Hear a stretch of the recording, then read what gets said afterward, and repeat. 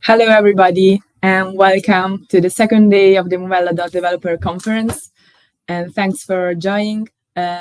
Yesterday, we had the first day where we hear about 5 amazing developments from 5 CEO and researchers from different companies who are using Movella DOT sensors to develop their solution.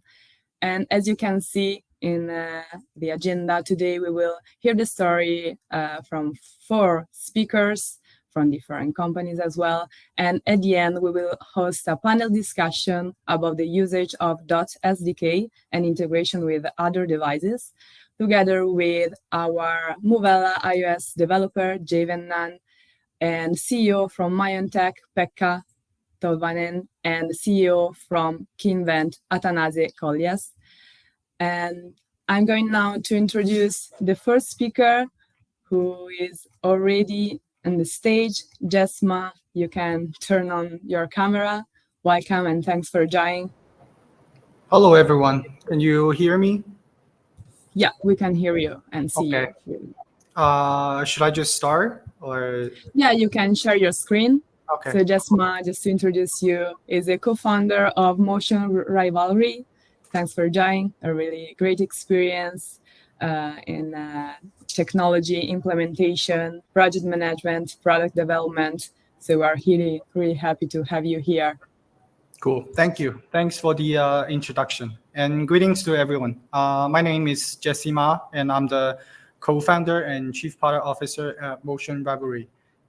We are a company that focuses primarily on providing integrated data gathering and analysis solutions to professional sports institutes. And for today, I'll be talking about our work with Movella, with the emphasis on DOTs and its integration into our product portfolio. And we as a company has a very simple goal, is to build a leading platform that provides integrated data and analytic solutions globally. And the thesis behind our business model is also very straightforward. We have a very strong belief that science has been and will continue to be the single biggest contributing factor when it comes to sports performance enhancement. And there are many empirical studies that back our idea. For instance, in the period of more than 2 decades, the record distance for 1 hour cycling has increased by over 5 miles, but 99% of that incremental performance was contributed by improved technologies in biking equipment, such as carbon fiber frames and aerodynamic accessories, such as the wheel fairings. You can find the same example in track and field. Basically, Jesse Owens runs just as fast as Usain Bolt if we were to replace the cinder tracks with modern rubber tracks and to mount a starting block back in 1936. So, and there's another reason for our choice to be in this field is the market size. And we are a Chinese company that based in mainland China, and that's where our primary focal market is at the moment. And the market size is very big, and the sports sector, and there are many unfulfilled needs floating around waiting to be exploited. So that's why we choose to do what we do at the moment. Motion Rivalry, it's a new player in the sector, and there are already many players existing.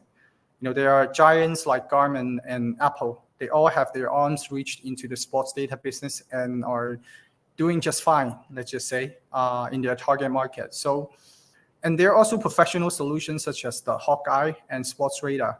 They are very good at what they do and provide excellent services to institutions such as training centers, leagues, or media corporations. So how are we going to position us as a newbie against these pre-existing competitors? So first of all, the current offerings, both on the service end and on the product end, have very obvious shortcomings, if you ask me.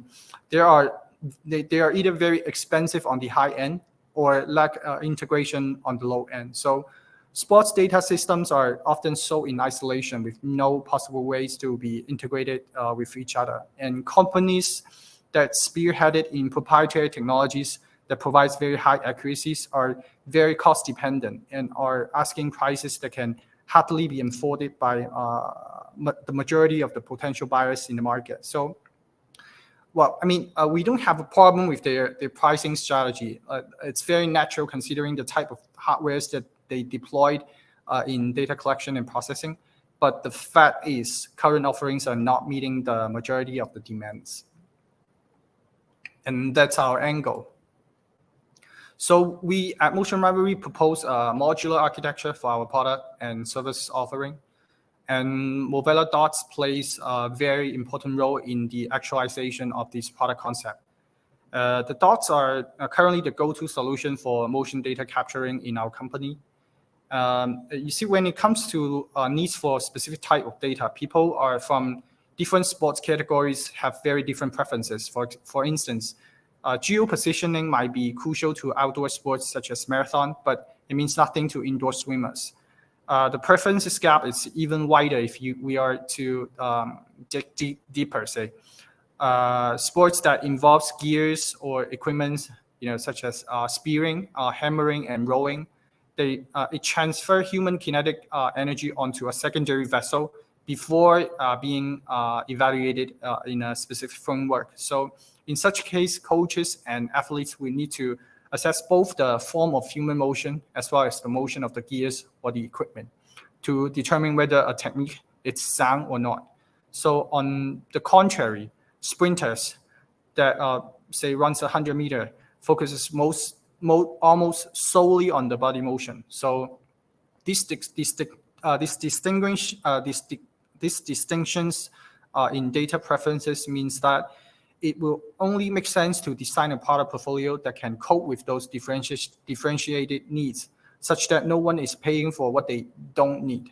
So that's one of our product philosophy. And another philosophy that governs our product development is to always pay attention to the balance between accuracy and conveniency. And that's why we choose the DOTs to be our primary motion capturing devices at the first place. It's not unusual for a sports institute to purchase something that offers excellent accuracy, but with a crazy price tag, and never to use them due to the clumsy installation processes and very heavy maintenance duty. The DOTs excels on both of those ends and allows us to pivot from one sport category to another in a very rapid sense. So if we think it is our duty to offload the burden from end users instead adding more to them. So the DOTs make our vision possible in many ways.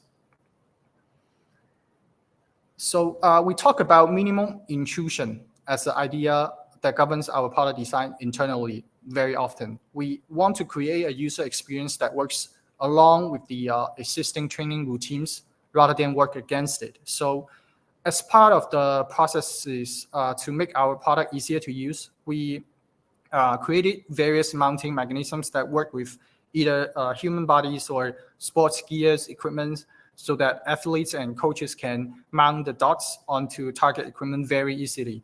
So you don't need a duct tape, or glue or straps. It's just a click and you're good to go. It might not seem to be a very big deal, but our experience told us that this is a necessity to user acceptance. And for the software and algorithm part, we also adopt the same methodology of modular design. DOTs provides very friendly interface for us to work with, so we can very easily toggle between different data output modes, depending on what sports we're dealing with. For each processing step, we have developed multiple variants of different algorithms, so we can choose the best performance when compared to ground truth very effectively. For example, we have around 20 filtering profiles that our data scientists can choose from. And what we usually do is to have them run data through all 20 filters and compare the result with the ground truth to see which one works the best. And it is not until then they will start fine-tuning the preset profile. And this saves a lot of time and money in the R&D process.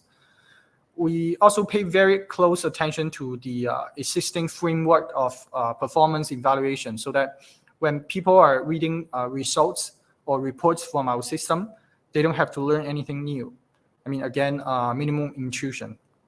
it is not to say we don't invent or innovate when it comes to methods of data interpretation, right? So for sports that does not provide existing frameworks, we do push very hard to establish a new set of standards for data interpretation. And that's what we have done very successfully with sports such as canoeing and kayaking, where current framework is not very widely adopted. And more on the software front, take the scrolling speed as a metric for rowers as an example. There are in a normal case, there are up to 8 oars, each mounted with a sensor, and up to 8 heart rate monitor, all connected to a single terminal for data collection on a boat.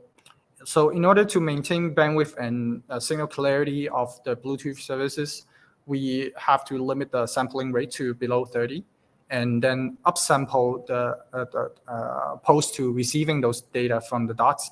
But say if we were dealing with a 2-seater, then we usually go with 60 hertz and down sample to 30. So since the data we're using to calculate scrolling speed, it's one-dimensional and very stable, we tend to just leave them in time domain, so it doesn't eat up too much processing power.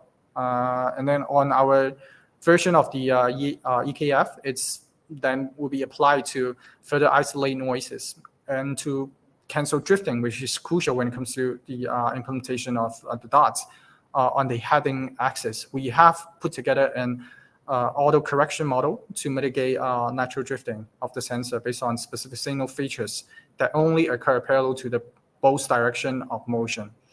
And then there are other techniques involving, such as lerping of data from different sensors as a safeguard to further offset drifting. We're also trained SVMs to paint out specific signals that usually tells the beginning and end of a rowing cycle. So, post to all these treatments, we will visualize the data based on existing evaluation frameworks, and we will then display either on-site or remotely, also instantly via 4 or 5G network on the recipients and usually the coach's iPad or a desktop computer. And this workflow works for a majority of the projects that we are currently involved, and it is the flexibility that are embedded in the dots that enables us to cope with new demands very swiftly. And then we have very mature product offerings and services for a list of sports at the moment, and Rollmaster is just one of them. It's worth mentioning that for kayaking and canoeing, despite being another boat-associated sport, it's by nature very different compared to rowing, as the oar it's not attached or anchored to a leverage point, so it moves kind of freely in the space. So historically, it's very hard to implement any data collection methods because you can't have a steady installation of device without interfering too much with the athlete's motion. But the DOTS has changed the situation, and we are, I think, the first developer to work out a complete solution to assess athletes in kayaking and canoeing using the DOTS globally, I think.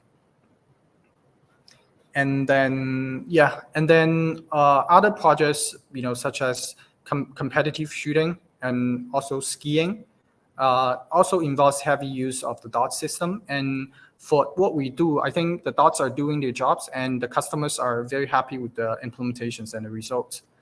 So, we are a rather small team with only a dozen of engineers, but we have successfully deployed systems based on the DOTs for a range of sports. So I think we are going to lean on this line of product going forward, just because the versatility and the reliability that we have experienced in the 3 or 4 years of using the DOT system.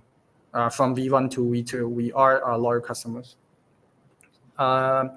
So going forward, the Motion Library company will be, taking extra steps of launching our own computation terminals this year, and hopefully to unify the rather chaotic offerings of data terminals devices in a wide range of sports. So I would say in the foreseeable future, the Movella DOTs will continue to be our primary choice for standalone wireless IMUs, and hopefully we'll be able to build more stuff for the sports community, and to extend our sort of contribution to sports, as a whole.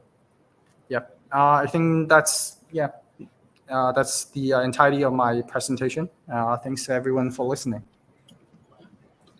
Thank you, Jess. Thank you very much for your presentation. It's amazing to see what you can do with one sensor. You can apply it. Let's say you can develop different solutions for a wide range of sports in different situations, water, during winter sports. So for also different temperatures, it's really impressive. We have some questions for you. So the first question is, what are the main technical challenges you are facing when incorporating DOTs into your system in the different scenarios? Okay, so the DOTs, because we are the early birds of adopting the DOTs as a product, right? So we started from V1, and basically we started from the prototype. So back then the SDK wasn't that complete, and then there were problems with the locking functions and everything. But then as the product iterates, it becomes easier and easier to work with the DOTs.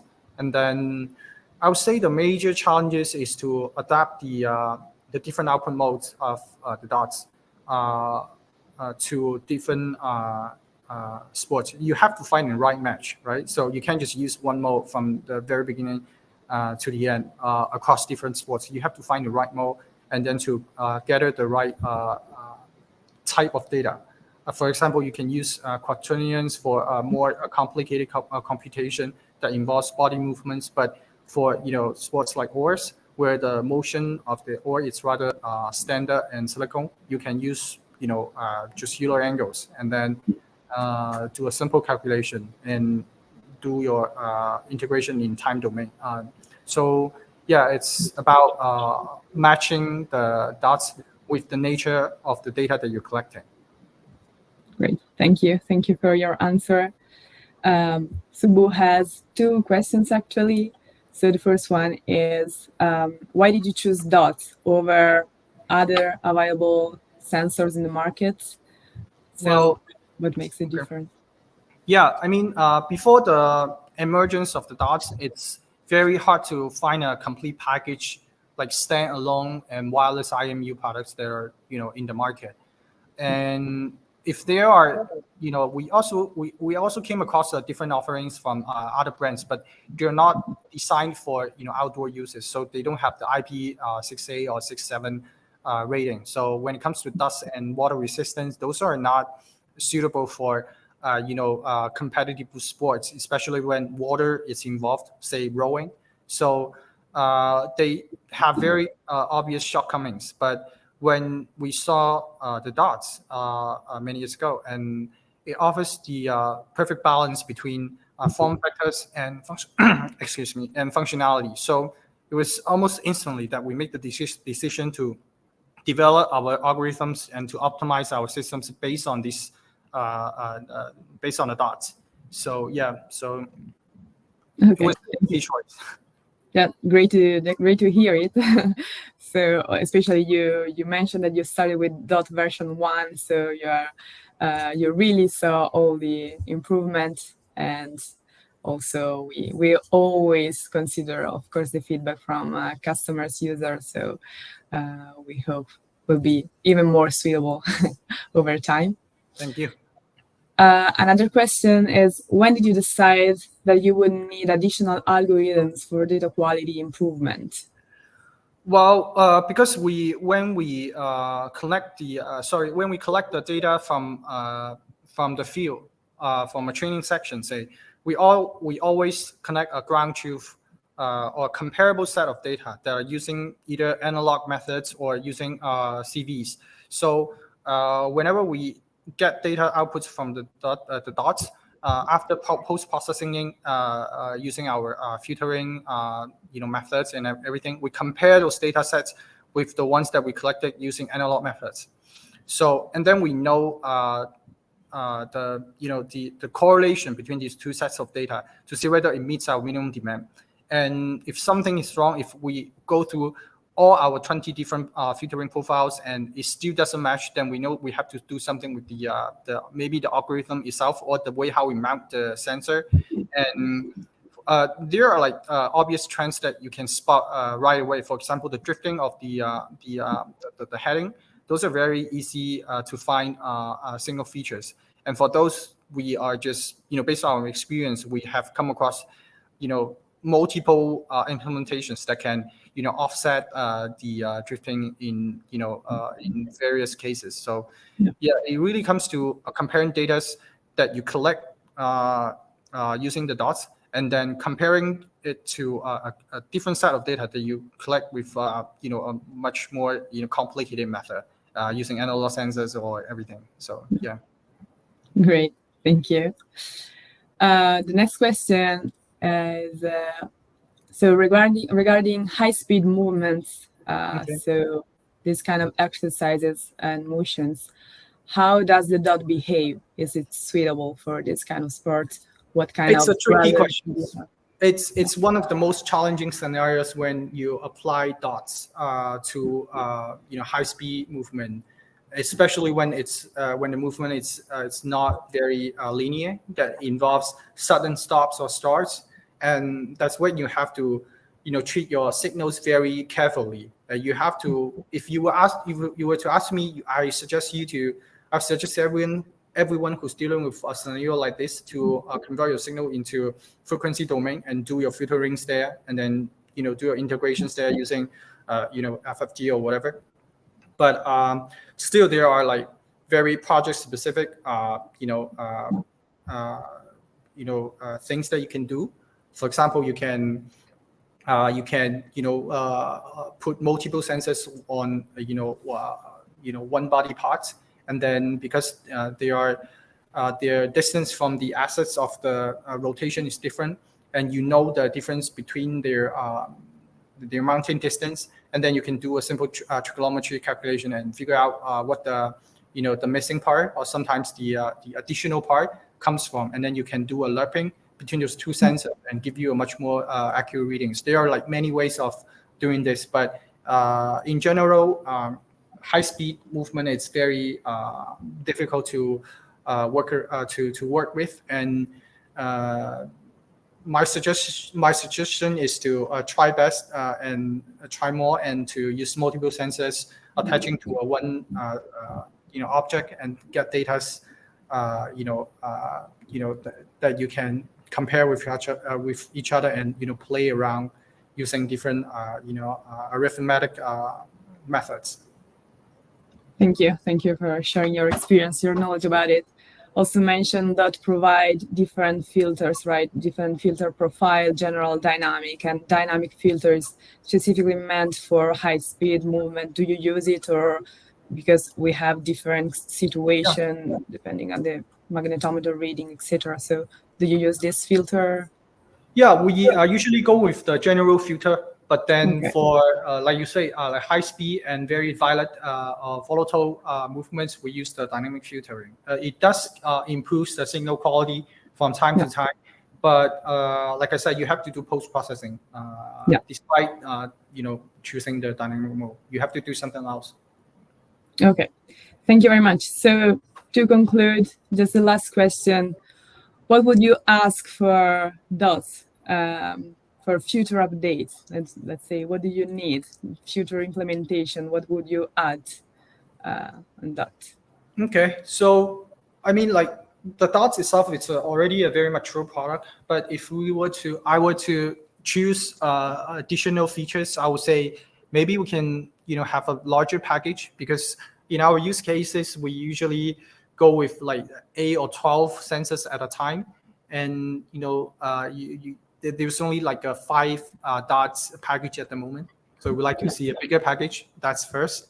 Secondly, I would think for the dock itself, maybe you should contain, power management functionalities as well, so that we don't have to, turn on the sensors one by one and turn off them one by one. It would be nice to have something that's on the dock itself, that you can, one button turn on everything and one button close everything. Also, maybe change to USB Type-C, because it's very hard to find micro USB chargers nowadays. Yeah, sure. Okay, so user experience improvement mainly, but Yes. about the Mainly SDK and functions, you're happy with it. All right. Thank you very much. Thank you for speaking, for presenting your solution, and so to answering the question. There are other questions actually, but we are running out with time, and Hashdan, the next speaker, is already here. So we will make sure that you will receive the other questions, and we will forward your answers, or we can also put you in contact with the people who are asking. Thank you very much. Thank you. Have a nice rest of the day. You too. Have a great time. Thank you. Bye. Bye-bye. Okay. Hashdan Brock. I hope I pronounced in the correct way your name. I'm Italian, you're Dutch, so there is a little bit of difficulty, but welcome and thanks for joining the conference. Hashdan is the CEO and co-founder of InMotion VR, but you can, of course, tell more about it. Yes. Well, thank you, Martina, and welcome all to this second day of the conference. I will do a little bit of history about how we got to the implementation of DOTS in the end, and what it brought us, but I'll also do a little bit of an introduction of myself. So, as Martina said, I am a co-founder and CEO of InMotion VR. We started working on VR within healthcare even as early as 2014. And my personal passion is really about serious gaming and applying game elements and mechanics within the field of physical therapy, and in this case, combining it with virtual reality and also sensor technology. Yeah, and it started here when I was looking around for references on VR. You see that it goes way back, and the development has gone through several phases before we got to where it is right now. So you see in 1890, it was just a static photo, stereoscopic, very exciting development at that time. But before we got to the movement version of VR in the 1960s by the NASA, well, as you can see, 70 years passed. And then in 1991, this was me, literally in an arcade here in Holland, playing this VR game, very rudimentary, low resolution screen. The tracking was not too good, but it worked. It was good enough to give that great experience. And at that time, I thought, well, this is going to take off already. In 1992, you saw Sega coming with a proposal for a VR headset for the mass consumer market. Never went to go public.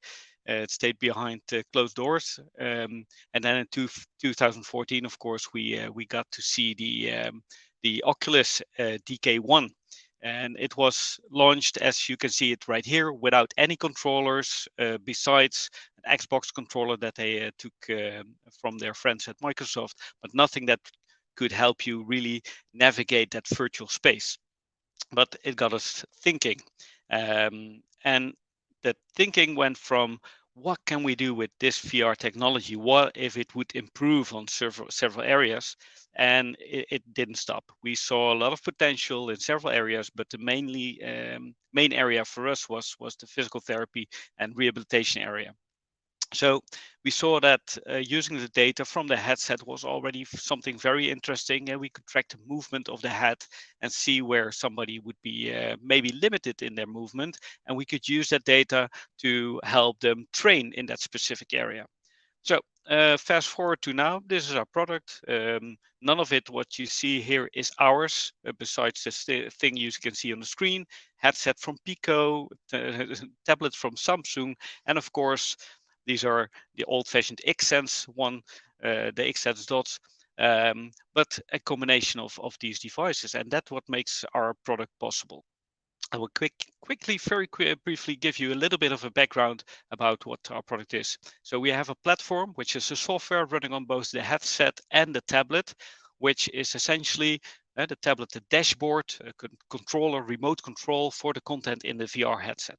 Why would we do that? Why wouldn't you give this directly to a patient? Because the therapist can, in this way, control the environment, control the settings, and also be able to manage the rate at which the rehabilitation and the training would proceed. We connect with both the sensors, of course, the DOT sensors, but also other biofeedback sensors like heart rate and other sensors that you can imagine. So don't know why the presentation is flipping back and forth, but I assume it's going correctly. What we do, we measure the mobility, we show it on the dashboard. The dashboard is a control room for the therapist, and in the end, it can also be used remotely by somebody at home. So what do? We develop virtual reality therapy for the corpus, for the body. But to be able to do that, we need some technology to enable that for us. And we started experimenting at the same time frame, where we used an Xbox Kinect. We looked at Wiimotes. We even used Arduinos, which of course is awesome platform to start around and tinker with. But in the end, with all these systems that are available and that are affordable as well, there was a mismatch with the usability. So usability with the Kinect, for example, it needed to be connected. We found a remote standalone version of a Kinect type of device that would work with Bluetooth, with a lot of downsides to it. And the Arduino, you had to develop your own stuff. So in the end, the first results were, well, nice, but the Kinect had a lot of lag, more than 300 milliseconds, and we needed real-time results. The space, you need a lot of space to be able to do the visual detection. In smaller areas, it would not be usable. The Wiimotes, well, it's too limited. The technology was fine for gaming, but the outcome of the measurements were also limited and too rough. And the Arduino, well, as well, inaccurate. All came down essentially to the arithmetic behind it. So the usage we heard Jesse tell about all the different variations that they're creating for the filtering and the detection of the movement. And that was something that we ran against. So we saw that we needed to move forward, and that even gave us an insight into some new options. So we saw that besides the rough body tracking, we could use hand tracking. There was a company called SenseGlove. We worked with them. And you can see here in this picture, one of the early prototypes that we worked with. Was nice, was sensor based, even had haptic feedback, which is awesome for everything that you want to do on a body. So you can give some form of feedback which is more than just a virtual one. And it would give very, very precise movement in the readings that we would get from the system. And we even found one, precursor to the DOT, and I have it here in my hand as well. It's a Bluetooth device. It was iPad only, and it's still, it had some delay in there that made it unusable for real-time performance. But essentially, it's the Enliven 3D sensor. I think it belongs in a museum nowadays, but it's what became Kine XYZ, and the program that we have nowadays. But we were able to start developing our vision and start developing it into something that we really saw happening for the mass physical therapy and rehabilitation market. So with connections with Xsense, went to the head office and said, well, hey, with the Awinda system and everything you have here, why don't you make this mobile? We won't do mobile. That's not our thing. So if you want to go Awinda style, then here you're welcome. But otherwise, we can help you. So that was a bummer. So we started continuing with the Enliven 3D sensor, but we saw that we could not bring a product to market with that. And on the other hand, the fact that the system itself was nice, but also had a lot of lag. And in our case, the lag is not allowed. We have a minimal standard of round time of around 20 milliseconds, which is acceptable. And that's already a lot, but it's acceptable. So we said, well, why not develop it ourselves together with some partners? So we started doing that as well. We started a project in 2017, seeing if we can come up with something like that.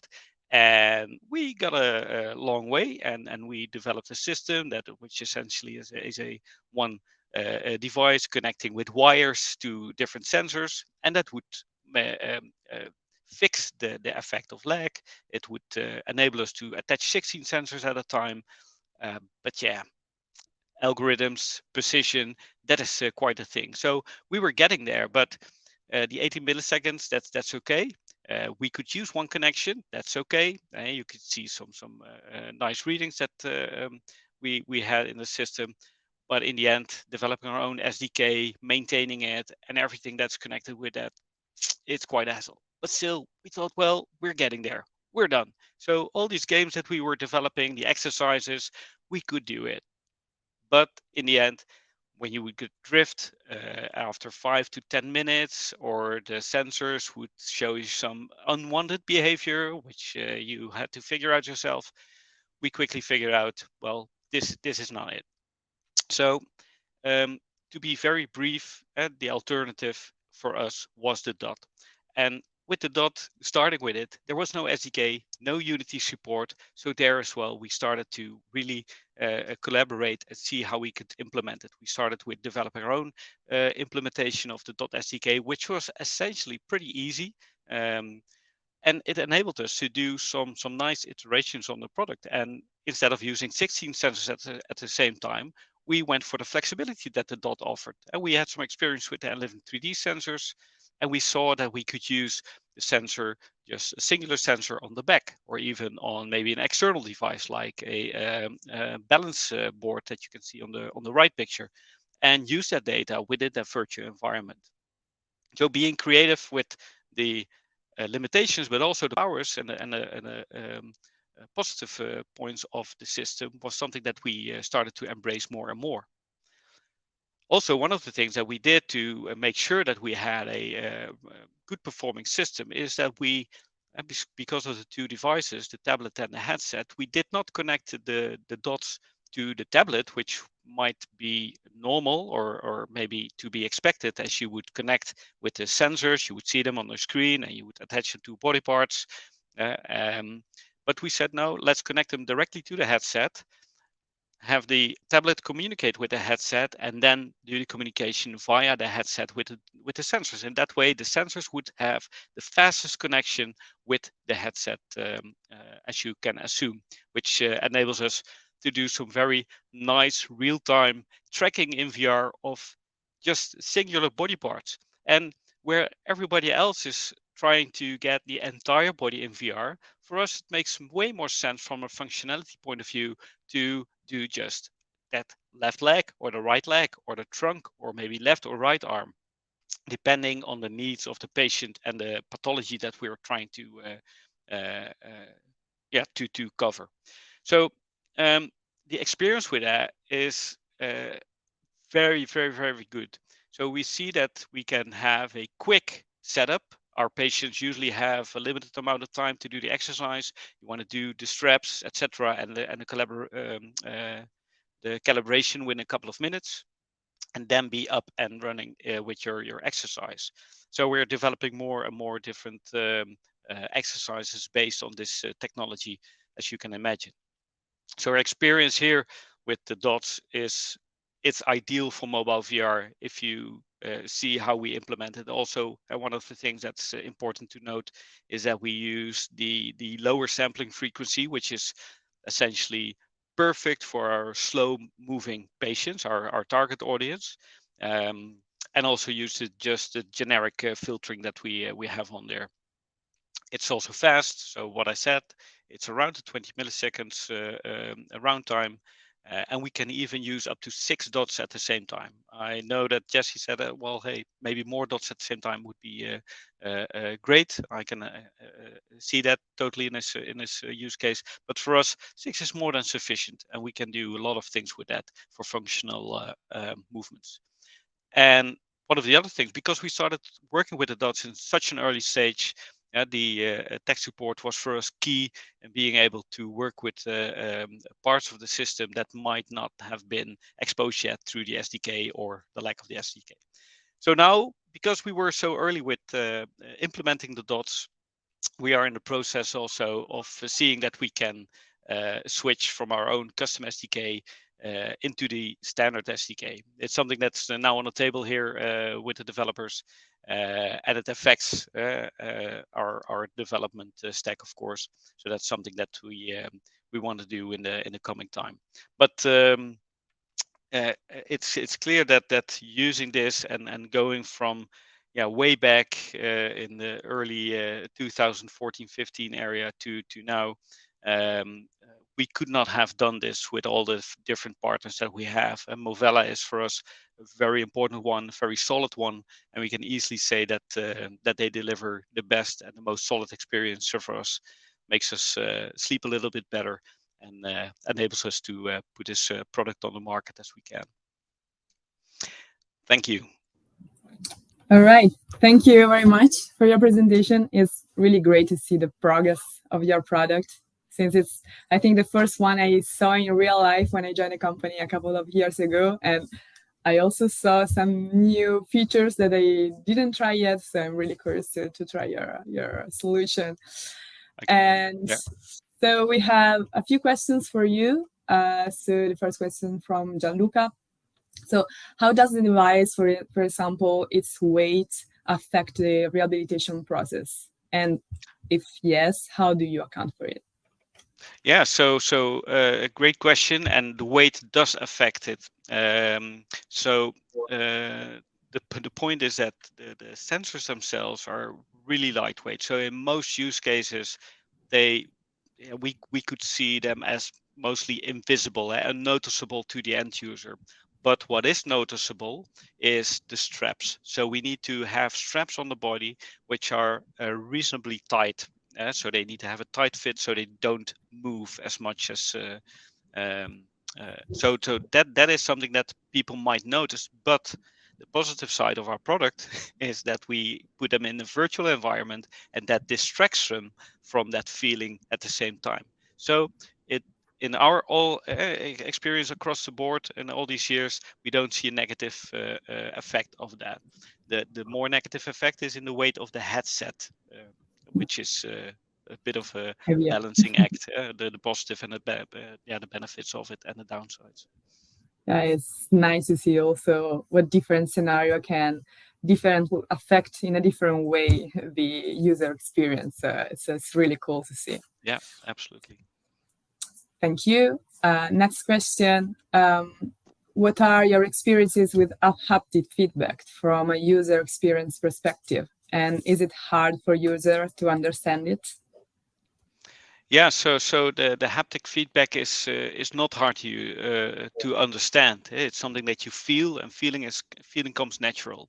So the haptic feedback in the gloves as a way to give you a sensation of touch is one of them, and the other one is force feedback, of course, which is also something that I showed in the gloves, which gives a feeling of resistance, and that is of course a little bit different, but both elements really give a natural feeling.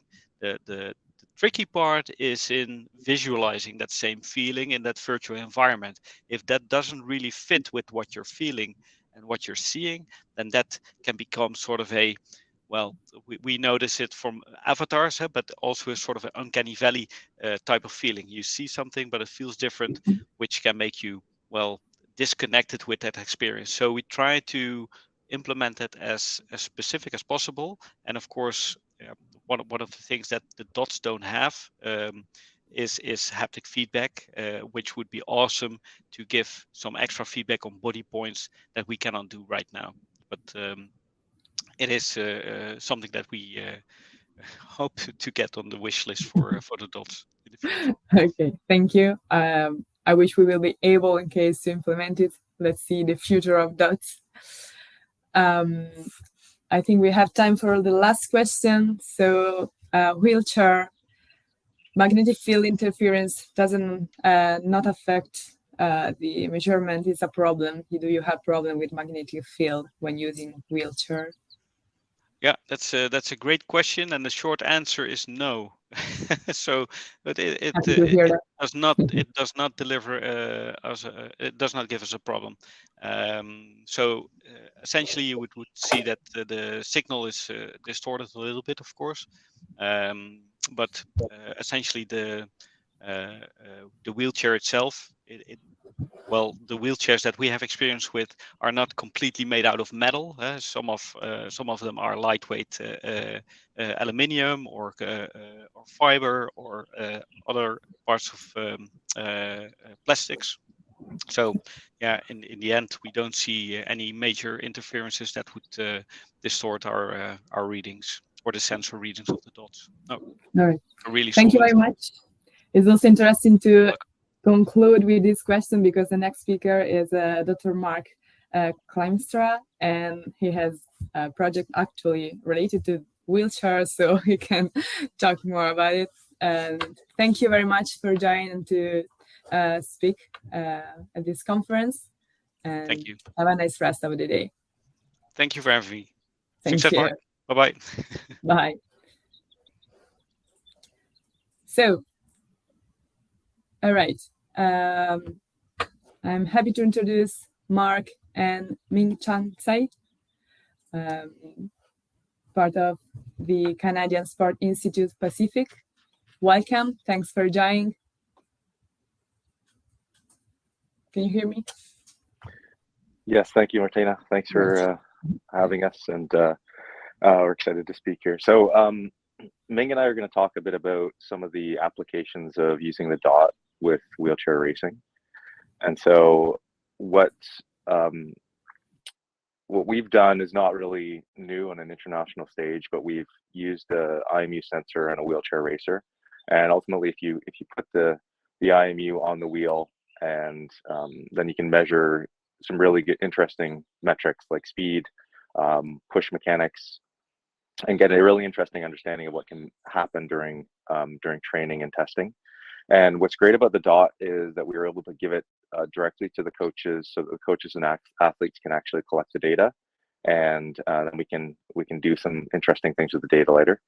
A limitation that we have whenever you're just giving a sensor to an athlete or a coach is that you don't know exactly what metrics you're going to get. So what we were able to do is to develop some field-based testing, actually ultimately bringing the lab to the field by using these sensors, using a few different tasks and then measurements associated with those tasks. So we did some physiological performance modeling using critical velocity, and we also did some biomechanical performance modeling using force velocity profile, and I'll talk about those briefly, and Ming will share as well. So just to give an idea of what the physiological performance modeling is, if you take any athlete, able-bodied, Olympic, Paralympic, and you ask them to go as hard as they possibly can for as long as they can, you'll get a certain profile that will look kind of like this. So if you're looking at the speed of the individual, they'll quickly speed up from nothing. They'll go pretty fast, and then they'll reach kind of a plateau, and then they'll slow down in speed, and then they'll reach what's called a critical speed. And that critical speed, as you can see on that graph, can be maintained for quite a while. And the information that you would gather by looking at this speed time graph, you can see that above critical speed at the beginning, you can get an understanding of the anaerobic energy or the explosive energy of the individual. And then anything below critical speed can be your aerobic energy. There's also some important variables related to technical consistency of performing tasks. And this is a very consistent measure. So whenever we do this, we get a very consistent measure from the athlete. And it gives us a really interesting point to compare different training types. So here's an example of a critical speed by a wheelchair athlete using the XN's DOT, and we can get their profile, their anaerobic energy, and their critical speed, and we can also get other variables to look against that, like cadence. So it tells us how well the athlete is consistently performing the push throughout the entire time. We can also use that critical velocity to set a benchmark for training. So if we want to say we want to set up a training session and we want them to have a certain time above or below their critical velocity, we can actually have that set up by just setting that as a standard and then seeing how the athlete performs in those scenarios. Another very performance modeling approach that we find is really useful to use with this data is force velocity profiling. And so the idea behind force velocity profiling is if you get an athlete to sprint as fast as possible from the start, and the athlete will start, they'll have a large acceleration phase and then they'll plateau in their speed. And there's been a lot of work in sprinting, able body sprinting, looking at modeling that sprint performance and getting the force and velocity capabilities of the athlete out of that. So you get your force or your acceleration ability from that start, and you get your maximum velocity ability. And from that, you can have an understanding of really where the athlete is at different points in time in a training block, and get a standard of their strength and speed capabilities. Now, what we've done, and we believe we're probably one of the first people to do this in wheelchair racing, is actually start to develop force velocity or acceleration velocity profiles for the athletes. And here's an example of an all-out sprint of a wheelchair racing athlete. And we've taken that data, we've done some basic modeling of that data using an exponential function, and we get our acceleration and velocity, or force and velocity variables. We can then use those variables to compare athletes in different conditions. And here's an example of when we've taken a force velocity profile, we've asked an athlete to perform multiple sprints and change the equipment. And when we change the equipment, we see that it actually can change their force velocity profile. So it can change their ability to accelerate and their maximum velocity capabilities using that sensor data. There's also some really important other variables that we can get out of looking at these variable tasks, whether it's a critical velocity task or it's a all-out sprint task, is we can dig deep into the data and get a push profile, understand what the push looks like, and so we can give insights into push mechanics. We can understand time spent on each phase of the movement, recovery, and push, and even distance traveled in each phase, and many more. And that's what we do. We kind of take that data and we start to break it apart so the coaches and athletes can have some feedback using that data. So I'll pass it on to Ming to finish. All right. Okay, maybe Mark, you can do the slides. Yeah. So in other ways that we're using this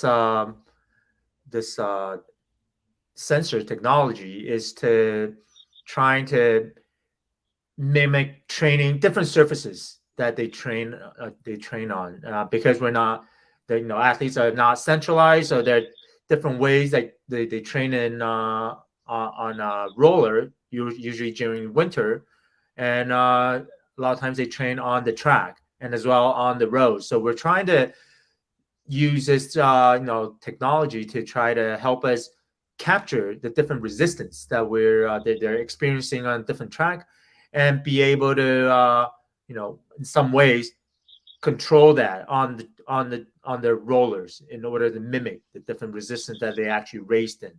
And as we know, these different resistance will have a different effect on their different profiles, such as Mark has mentioned earlier, the force velocity profile and also the critical power profile.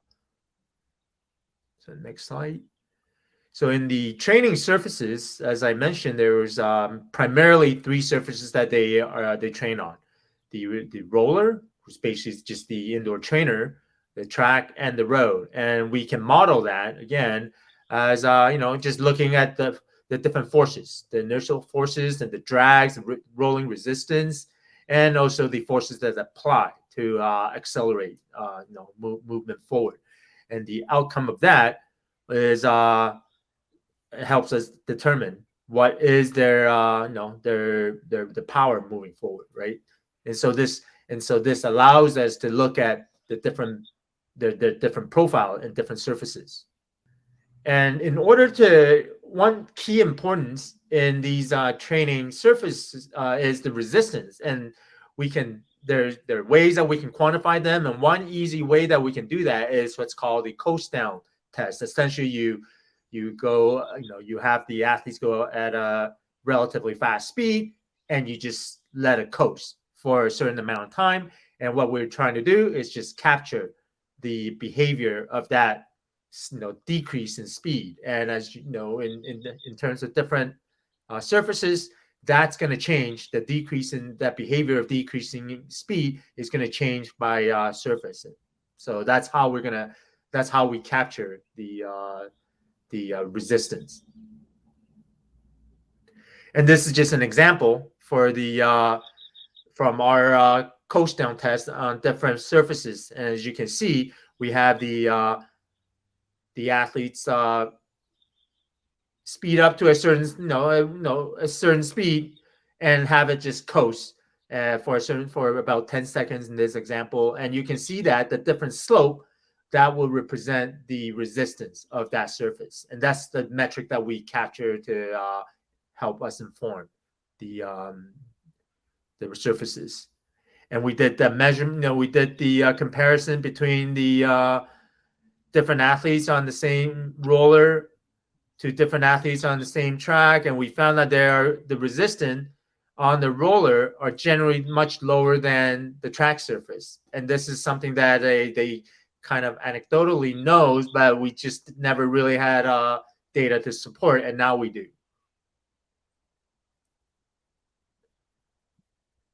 And so therefore, in order for now, when we can determine the surface resistance, this allows us now to change the resistance on the roller to mimic their actual race resistance. And this is, again, trying to be more specific in their training to better improve their training interventions, and that mimics a little bit more of their competition conditions. In addition, as I mentioned earlier, they don't centralize in terms of training. They don't train in one place. A lot of these athletes train on their own or train elsewhere, and they come in for different for training camps. And so the rollers they're actually a big piece of equipment which they generally don't travel with. And so we have noticed that there's a lot of different variabilities in terms of the resistance of the rollers across our country. And so this is another way that we can help standardize the rollers that our athletes use across different locations. And as you can see, this shows that how our athlete responds physiologically and biomechanically in different training surfaces obviously due to the resistance.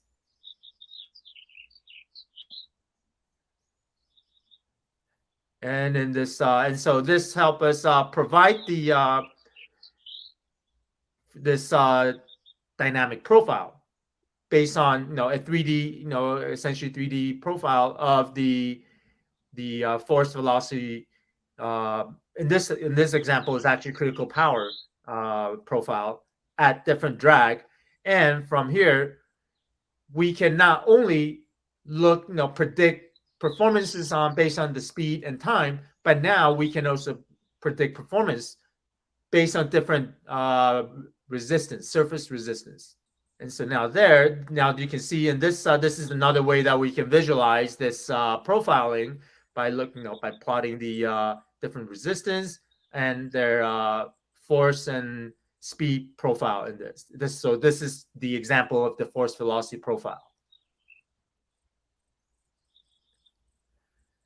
And since we have so many different ways that we're monitoring and capturing the different tests that we're doing, we actually created a platform to support this. As Mark mentioned earlier, that coaches a lot of times, they take the DOT. We don't know what kind of how they generally do not know how to visualize a lot of our the data. And so we create this dashboard to allow for ease of engagement with the DOT that they can use and visualize the data so that it really help with their decision making, and then changing interventions and making decisions in real time. And so that's our essentially a really brief presentation of our use case with the para athletic sport. Thank you, Mark and Ming Chan, for the presentation. Amazing work. And I have a few questions for you. So first of all, can you measure power directly, and what is the limitation of IMU on this calculation? Right now, we can't really measure power directly on the in our device, like in the devices, like just because it's not as simple as like the cycling, where you can have wheel-mounted power meters and measuring the torque, around the hub. These guys, they actually don't have gearing; they push on the wheel itself, so you're not really getting that able to get that torque around the hub. And so, using the IMUs, we're able to, in a way, calculate power. And that was one of the modeling that we did, was trying to model the drag factors, and then the inertias and the forces that apply to accelerate the chair forward. And so, by able to calculate that, in a way, we're getting an estimated power, and that's what we were using to in a way to inform that. And of course, sometimes in environmental conditions could affect that as well, such as wind. And so we have tried to model that as well. All right, thank you. Next question is, are you also foreseeing to provide a real-time feedback to athletes for the future? Yeah, actually, in fact, we are already kind of doing that. We have the currently a script that's running pretty much, that's running every 5 minutes, that analyzes the actual data and provide the output. And so the workflow is like coaches will stream the data on the phone, because there's during practice, at least, there's a compartment that they can leave an iPhone there, and so we can stream the data doing some workout and end it and put it in the shared Dropbox, and that's where we basically go, and the script goes and look for those files. If there's a file, analyzes and create the report every 5 minutes. So if you happen to have the file in 10 seconds before the script runs, you get it pretty much a real-time feedback, but the maximum wait is 5 minutes. Yeah. Okay, so relatively time. Okay, cool. Yeah. Thank you. So can the gyroscope be used to measure velocity accurately, and what are the limitations? It's actually surprisingly really, really accurate. Okay. We found that with wheelchair, it was really accurate, but it wasn't quite so with some of the winter sport that we were using at. But however, if we use the quaternium Euler angle, then it got really accurate from that. So I guess really depends on the use case that we try to use different metrics for it. Sure. Yeah. So using quaternions, you get better result in general. Yeah. You avoid any problem related to jingle lock, etc. So okay, that's right. Great. So last question to conclude. What are the major limitations in your process in terms of collecting, analyzing, and reporting data? Sometimes we have to deal with a lot of players or athletes, and so sometimes we're talking about 100 of players, right? And so when we see that on our screen with 100 IMUs on there, currently the naming is not really in alphabetical order or in any order, in fact. And so it takes us a long time to search through the list to find the proper sensor. So it would be nice to have it display somewhat orderly so that you can really go through it very quickly.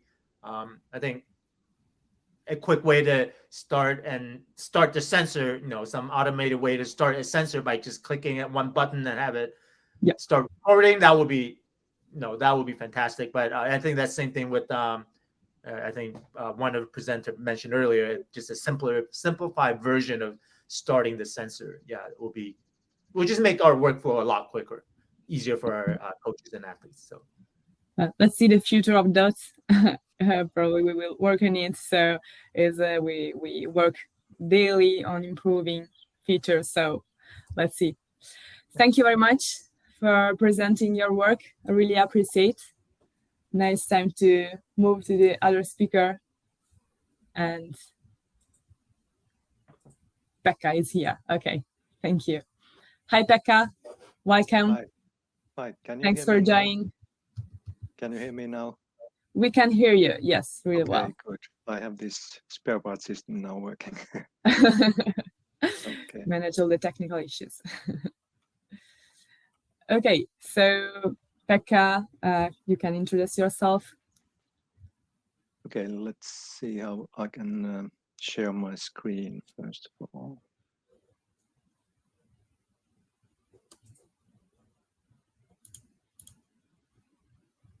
Okay, well, thank you very much for inviting Myantech company and myself to this webinar. I will explain to you how our company is using DOT sensors in the work ergonomics analysis. I will tell a little bit about our company, our mission philosophy, also the key benefits and methods that we are using, and also the technology, what we are using to measure body movements and body neuromuscular part in sports and in ergonomics and rehabilitation also.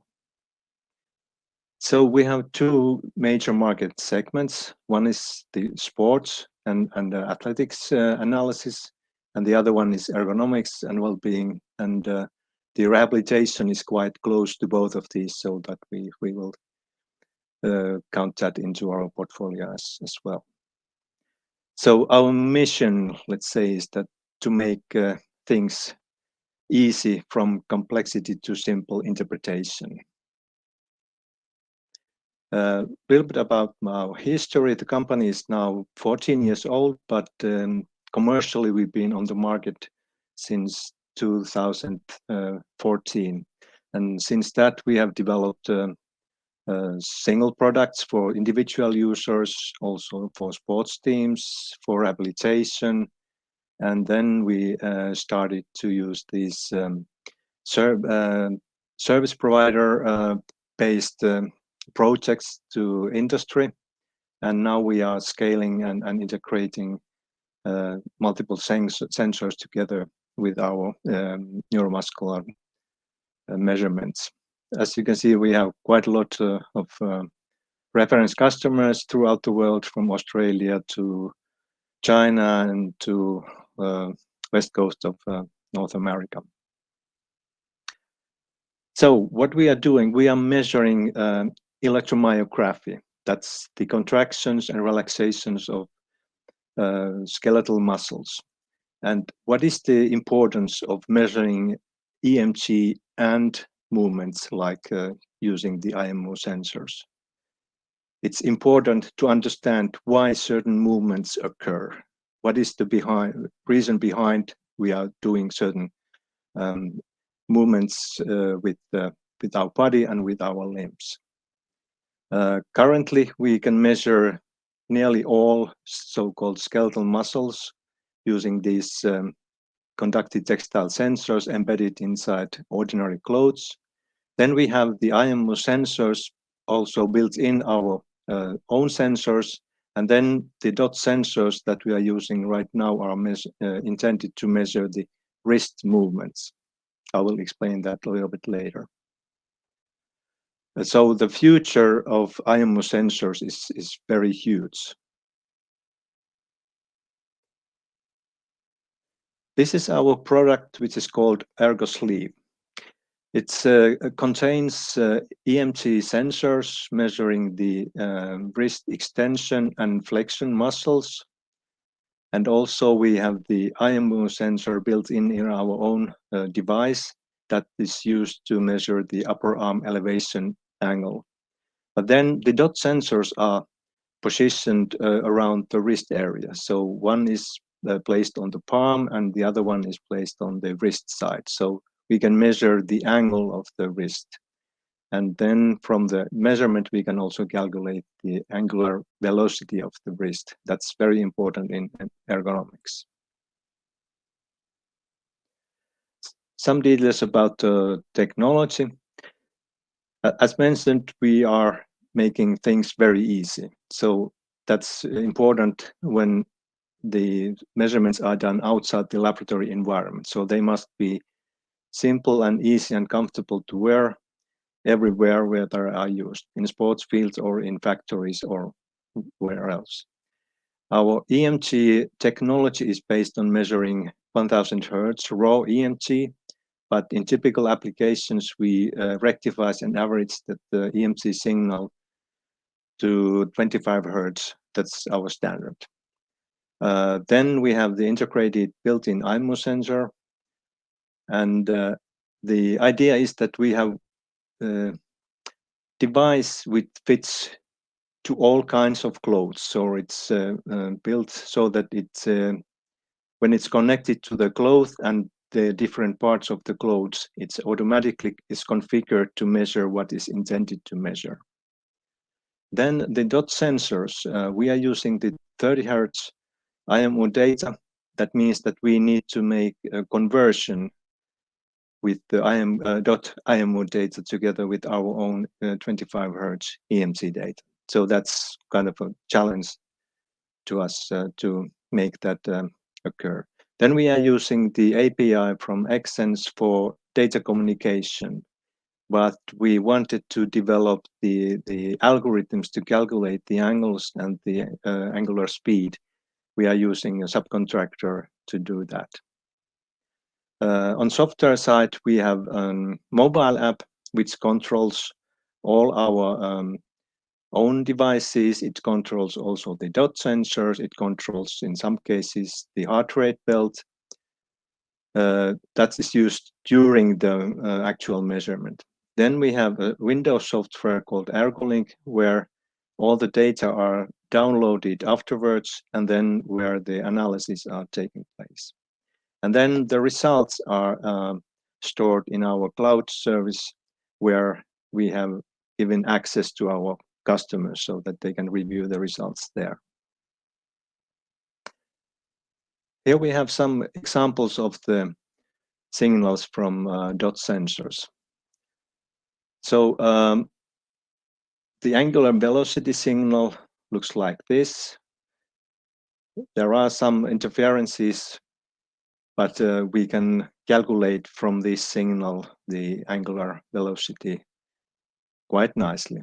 But as you can see, the angle curve is very smooth, and that's very accurate. So that's one good benefit of the DOT sensors.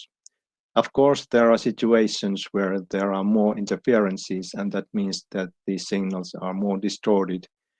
And we have developed already some filtering to avoid those problems, and we are working on them regularly also. We also can calculate the other dimensions like the radial ulnar angles, but they are not implemented into the customer product yet. There's no need for them at the moment. Then what is important to the final analysis is that we combine the angular data together with the EMG data. So here we have the IMO data, and here we have the neuromuscular data, signals from the extensor muscles and flexor muscles.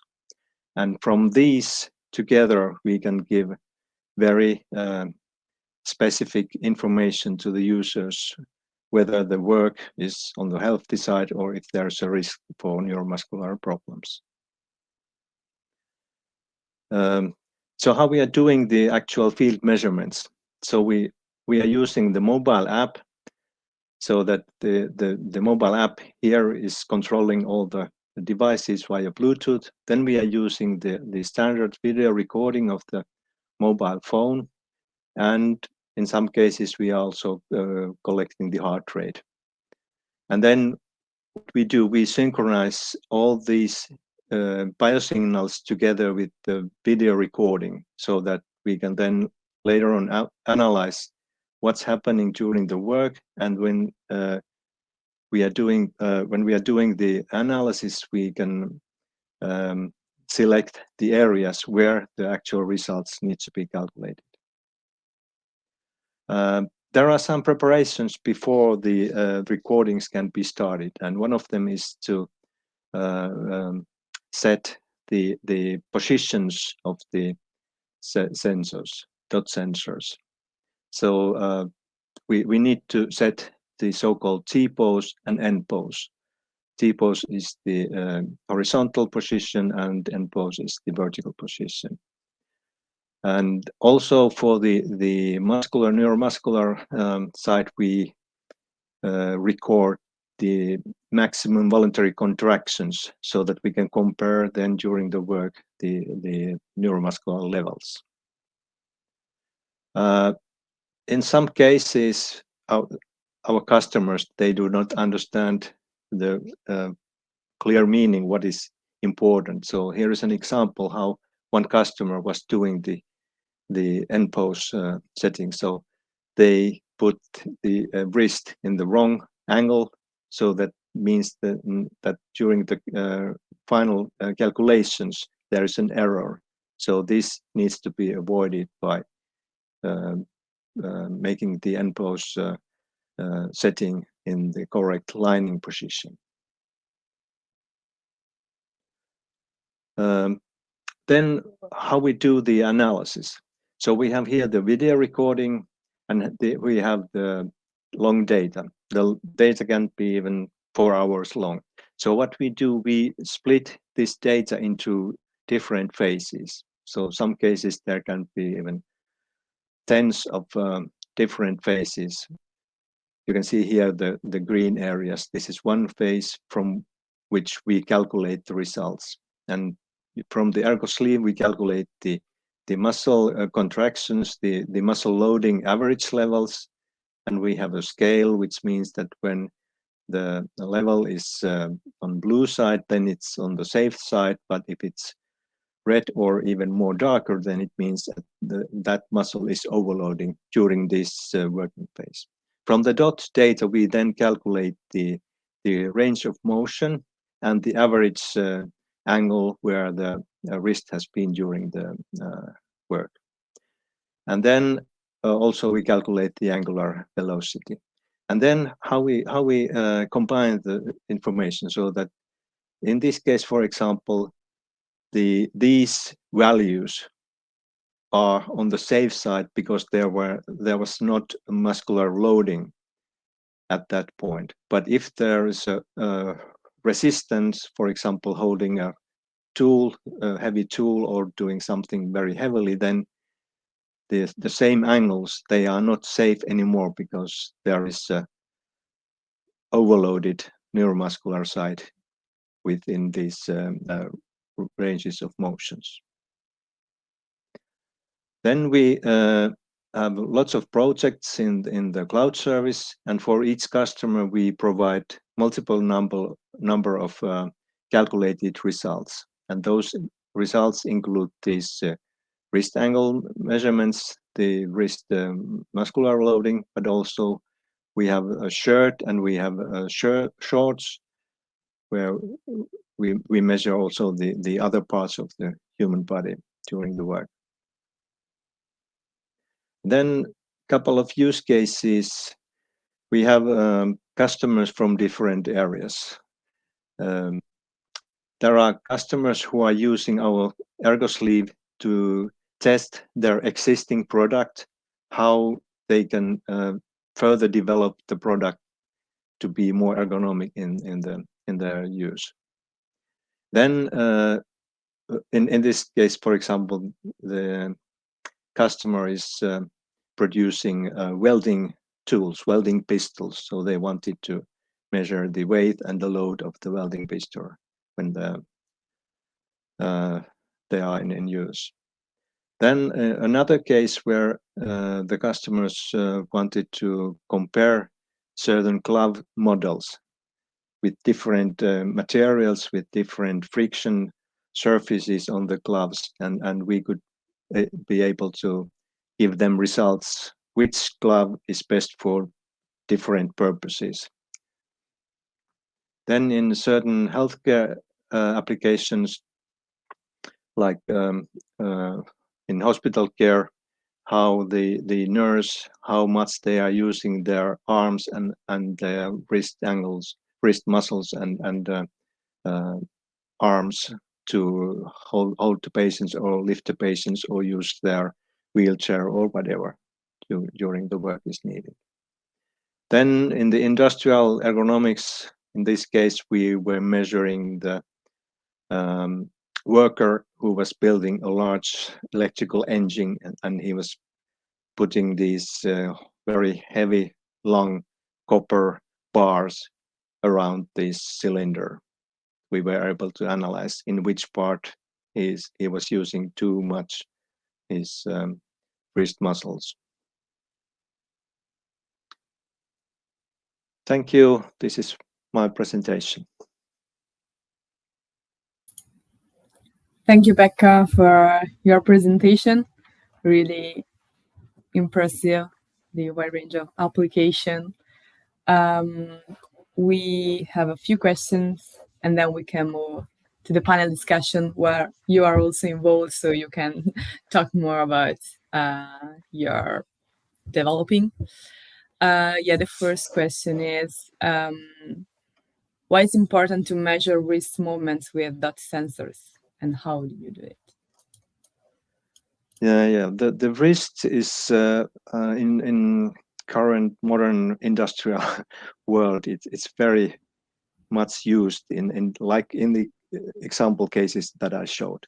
So the customers, they wanted to understand why there are so many problems in their forearm muscles, and the reasons which are causing those overloaded situations. It's not easy to analyze them by looking at the videos or recording only IMUs. So they need to understand what is the neuromuscular side that's causing that kind of movements. So with our systems, we can go into the deeper side and we can see what is the impulse and what is the result. That's why the wrist is important to be measured. Thank you. Really cool. And what are the challenges that you encountered using DOTs, and how did you, let's say, manage them? Okay, so first of all, as I mentioned, the averaging signal, we need to match that with our different 25 Hertz signal. That was one of the things. So then when we have two DOT sensors and we need to label the sensor for the palm and the other one for the wrist, and then the sensors, they must be oriented correctly so that the results are giving real signals for the calculations. So that requires us to handle the system quite carefully and give the instructions for the users quite carefully so that they can use them on their own. Our own project team can manage those things, but external customers, we have to be very careful with the instructions and user guides. Of course. All right. Thank you very much for the presentation, for answering the questions. If Javen and Athanase are already there, you can join the stage and we can start with the panel discussion. So, brief introduction. This is a 45 minutes panel discussion about the usage of DOT SDK and integration with other devices. We have just finished hearing about the presentation of Pekka from MyonTech. And with us, there is also Athanase Kolias from Kinvent. I hope I pronounced the right way your name. Great. If you want to briefly introduce yourself to the audience. Thanks for having me here. Hi, Pekka, and very nice presentation. Very good job at MyonTech. So I'm Ethan. I'm CEO of Kinvent. Kinvent is now 6 years old, and we help sports and rehab professionals assess progress while building patient and athlete engagement. We have developed a set of sensors, 7 sensors, very soon an 8th one, all connected to one single app to assess and train strength, balance, and motion. So today we work with mainly with physical therapists around the world, about 60 countries, 11,000 professionals working with us, and we help them put in place adapted training programs thanks to objective assessments made with Kinvent tools. So at Kinvent, there is sensors and there is an app with most of the solutions that we have here today. We started discussing with Movella about 6-7 months ago, I think. We met each other mostly with Raymond. I hope he's listening. Seeing how we can work together, because IMUs is a part of the future, and how we can use the technology that Movella has and integrate it into practice. So this is why we are here today. Thank you very much for this great introduction.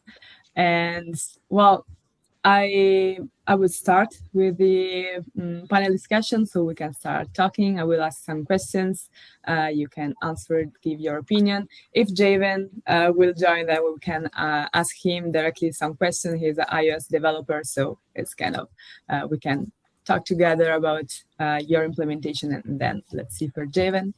So the first question is quite easy. Let's say, why did you choose IMU and not, for instance, an optical system? Pekka, you can start. Okay, so I think during my presentation, I mostly explained the importance of measuring muscles and the movements using the IMU.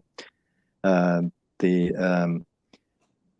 IMU is a very good signal for detecting movements. But in our cases, we need to calculate from the IMU several other factors, like the angles. And then in sports, we are planning to use the IMU also to calculate, for example, the power output or the movements of an athlete when they are doing sprints or jumps or any kind of exercises with weightlifting systems or when they are in the different devices. So the IMU will be essential part of the future analysis. Sure, definitely. Athanase, you want to add something? Yes, actually, it allows us to go out of the lab. And in the last 10 years, this had a major impact into practice. So because until 10, 15 years ago, biomechanics was reserved to the few. So to biomechanics labs, to big hospitals, big universities. And the big challenge was for technologies to emerge and help take this out of the lab. To be honest with you, Martina, I actually live with biomechanics technology since I am 2 years old, because actually my dad was a biomechanics professor and he still is. And actually I was using his screwdrivers in his biomechanics lab. And you know, to talk about force plates back at the time, all of them were 40 kilos weight. They were in just one place. You could put all the optical systems around. IMUs at that time were all of them wired, big like this. So forget about versatility and portability. It's really And easy to use them outdoor. exactly. Yes, yes. And the technology changed. And actually, this is what allows people, professionals like practitioners, people that will use this every day 10, 20 times without having 1 or 2 hours just to hook them up. So this is what technologies like IMUs allowed us to do. Now, if we take it a step further, I really believe that with new technologies such as AI, we will be able to combine both IMUs and optical systems in a second time to do things out of the lab as well. And this will be a great result. Amazing. I would like to add that the optical or the video recordings are important, but doing tests and exercises and studies in the lab environment is not the real case. The coaches and the physiotherapists, they want to see the athlete doing their exercises and their trainings in their field environment, where it's not that easy to put multiple video cameras aside. That's why we are using the mobile phone or video recorder of the mobile phone, because that's easy to use. At the same time, it's controlling the other systems. It's easy, and it's standard device for most of the coaches. They are and using you mentioned already. mobile device, so I guess, I mean, why did you choose DOT as an IMU? So for sure, I think thanks to the SDK that we provide to implement solutions for mobile devices, it's a positive feature, I guess. And so why did you choose DOT as IMU and his SDK? Well, in Myantec, we tested several IMU sensors. We have one built-in sensor in our own device, but as you saw, our own device is quite large. It's not feasible to put that on the wrist area, for example. The DOT sensor is small, it's compatible, and based on our experiences, the Bluetooth communication with the DOT and with our mobile app was quite easy to implement. There were no problems as with the other models that we were trying to use. Thank you. Athanasia, why did you choose DOT? And to take things from the start, actually, it's been some time that we know each other, not that long. So for the moment, even if we have, I think we have implemented already about 30,000 sensors in the market. None of them was DOT because we didn't start yet selling the DOT. It's coming, probably. So it's going very well. Now, the truth is that we have implemented it in just a day's work. That was great. In terms of technical technicality and complexity, the way of integrating it into our systems was pretty easy and pretty straightforward, which is a great thing. And there is also another thing. It's about its practicality in use. So if I have here, for example, your straps, very easy, chuck chuck. It just works. It doesn't move away. It resists in water. So those are great features that were very welcomed by our team. I'm saying this because for the moment we have developed our own sensor, and we decided to start thinking of the DOT because of those nice features and because also of the technology that you have put behind in terms of equations. Okay. So this is why we are considering right now this. We have done some first experiments that go very well. I think Thomas have shared a few of them yesterday. So that's the main reason. And of course, once more, we need to be able to have technologies that go out of the lab and get into the clinic, and even better, outside. All right. Thank you. Really great to hear that in one day you were able to integrate our sensor in your technologies and your solution. This demonstrates the, let's say, user-friendly SDK that we provide, and for developers, really fast to integrate the sensor and the solution. And what is the best environment and programming language that you use for you in your solution? What is the best environment to develop with the SDK, or what kind of SDK for Android, iOS, laptop, Windows, Linux? Me? Yeah, you can start. Okay, so we work on React Native. So we work in a cross-platform environment, and this allows us to actually send iOS and Android modules on the same time. Okay, so that helps. So and actually the SDK you are using was very easy to narrow. If I go back to the moment where we took the decision at Kinvent to go into cross platforms, I remember that in the first place we didn't have, we can consider ourselves a startup, and we start by being small. Yeah. And then we became a bit bigger. We are now 80 people. And so back at the time where you have 1 or 2 developers in the team, you have to be aware of your development resources. And so we had to take a decision. Either we go for Android or for iOS. And then we decided to go for Android because 80% of users in the world work with Android. And then 6 months later or 12 months later, we saw that 50% of our physios work with iOS. So this is where we started working on iOS. And the problem is that if you are on native Android and you start going into native iOS, the 2 apps don't look alike at all. This is where we took the decision just the move first challenge in content. the same way. Actually everything worked well. So this is how it worked. And it's fine Cool. now. And now, did you try the SDK or .dot SDK for both Android and iOS, or you're focusing only on one? Okay. So in one day, you implemented 2 platforms. We started with Android, and as soon as it Okay. worked, we knew as a straightforward solution to put on iOS. So 2 days. Okay. And Pekka, what about you? What is your favorite environment and programming language for your solution? Well, first of all, I'm not a software engineer, so I'm not able to give you very detailed answers. Our mobile app is based on Android at the moment. There are certain reasons.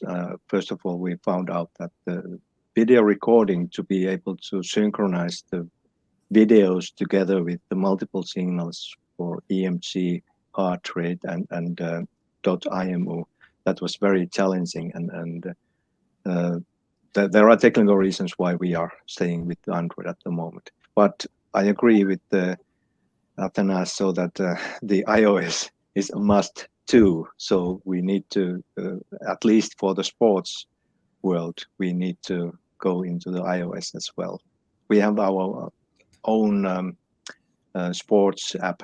It's both in Android and iOS, but it's ergonomic mobile app that's very special system. Okay. and based on those challenges that I just explained. All right, thank you. So you mentioned integration with other devices, for instance, EMG, and also in yours for Myontech. And for Kinvent, you also use different devices. You provide this amazing pack. I have some of your devices on my desk.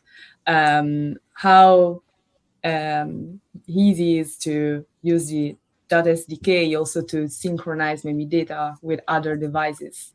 How do you combine the data coming from different devices?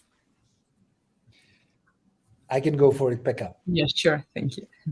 Okay, so we've done this in the past already with our own sensors. So, when you have force plates, dynamometers, goniometers, you have to be able to combine them, because at the end, 1 + 1 makes 10. So, for example, going into a combination of IMUs together with force plates, you can get some pretty nice kinematics data combined with the kinetics, what you get from the force plates. So this is where the strength comes from. So we had some experiences in the past. The first combinations that we did, we had an approximate synchronization of about 300 to 500 milliseconds. Nice, but not enough. Then we moved forward to something better. We went down to 0.5 milliseconds with our own sensors. And the good thing is that we were able to synchronize our sensors as well with the DOT without any further problems. So that was nice, because technically we love that kind of stuff when it's straightforward. And it worked. And some examples I can give you on this is, for example, you are going to measure a counter movement jump. Okay, you can have a counter movement jump where you have the ground reaction forces and you can assess power, strength, max strength, speed, takeoff, velocity, height of jump. That's great. And let's take it a step further. And step further is let's put on the video. Why not? Because the video will give us qualitative analysis. So, for example, is there a varus or a valgus? In which phase of the jump is it? That's great. But let's take it a step further. Why don't we take also very precise kinematics data that IMUs can give us outside of the lab? Because inside the lab, you can get your own, let's say, Vicon system, for example.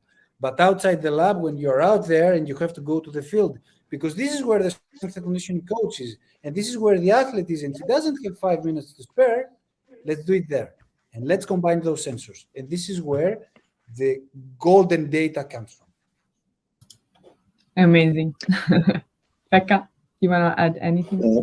Yeah, as I mentioned, we can currently combine the heart rate data, for example, together with IM1 and EMC. But also we have tested the treadmills and the cycle ergometers with BLE compatible.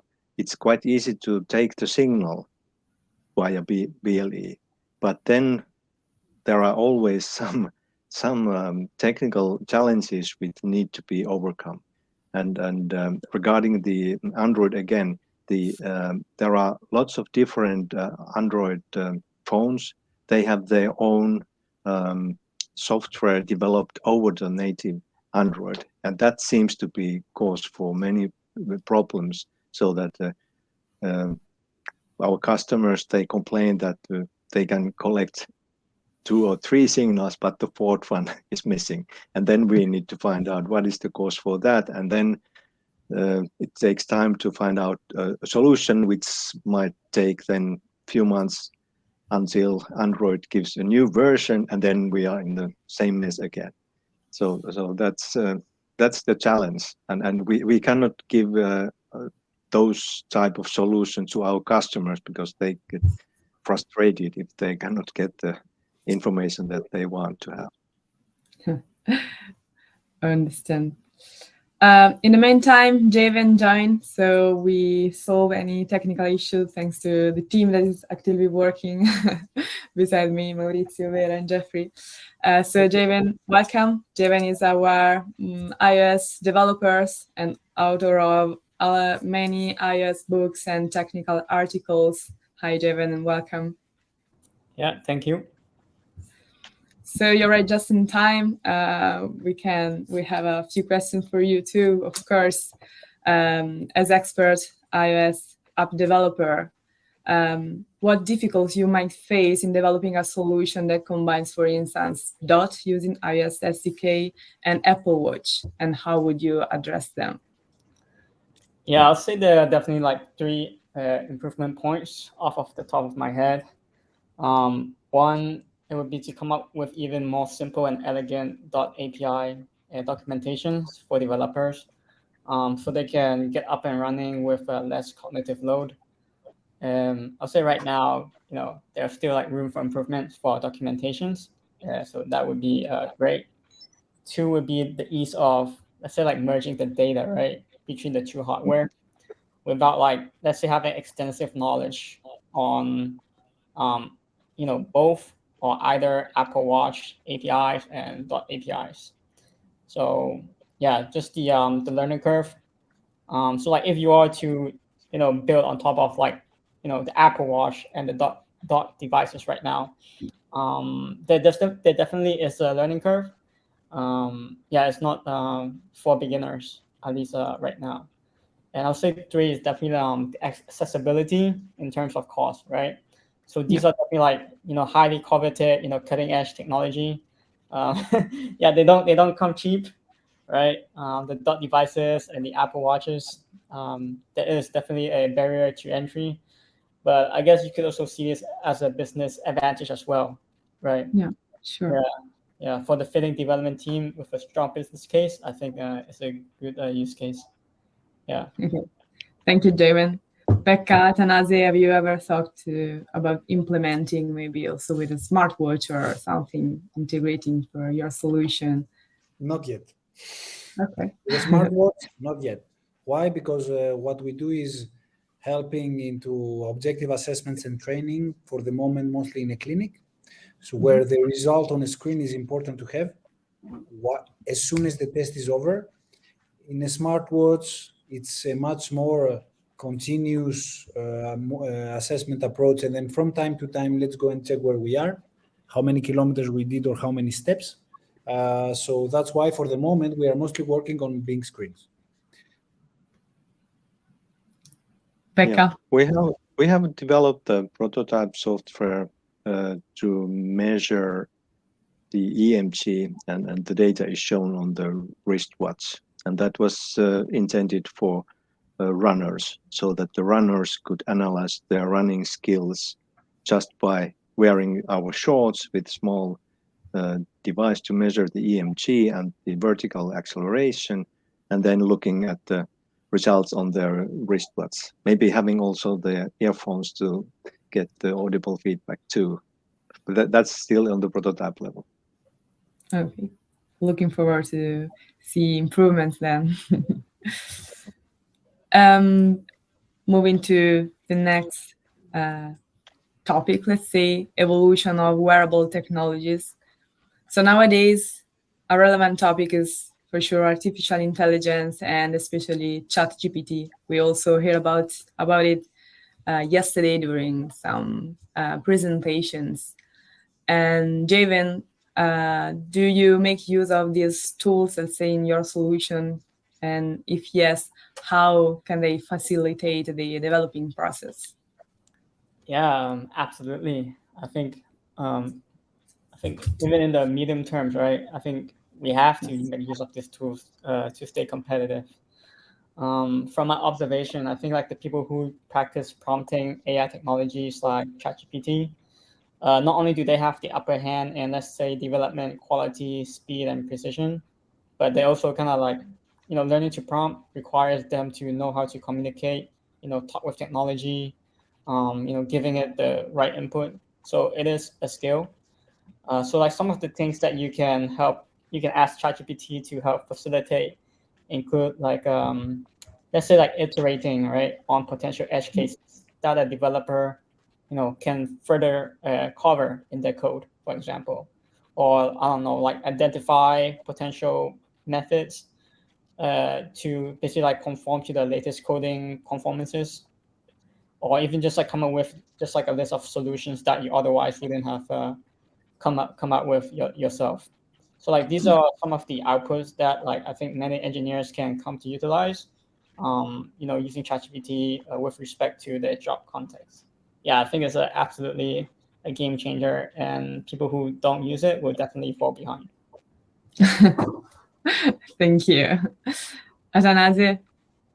Yes. So if we talk about those new technologies, well, I think it's a bit early for them to give the results in terms of IMU data or even motion analysis.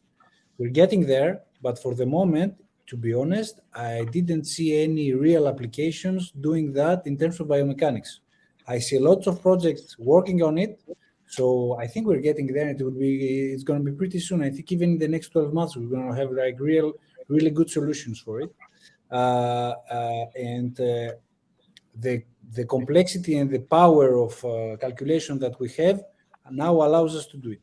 So ChatGPT is one thing; it's one of the applications. But at the end, it's about neural networks that will help us while we combine, I don't know, 5 dots on the same time, 5 sensors or 20 or 100 of those together with, for example, 100 iPhones, that all of them on the same time are able to reconstruct fully and very precisely, for example, 22 athletes running on a green field. That's interesting. Yes, that would be great. And that day, we will say that real technology is very simple. We already say today, imagine that day. Future. Yes. Yeah, in sports, I think there is a clear future for neural networks and artificial intelligence. But that means that there must be lots of data gathered together somewhere. And then someone needs to start using the for example, ChatGPT to start looking what can be found out from that large database. I would like to add that in sports, it's not only the importance of measuring what is the maximum output, maximum power output, maximum jump height, or what is the most economical way of doing endurance sports. It's also a matter of preventing injuries. And there, the measurement of the neuromuscular side is very important, because the muscles, they get quite easily injured.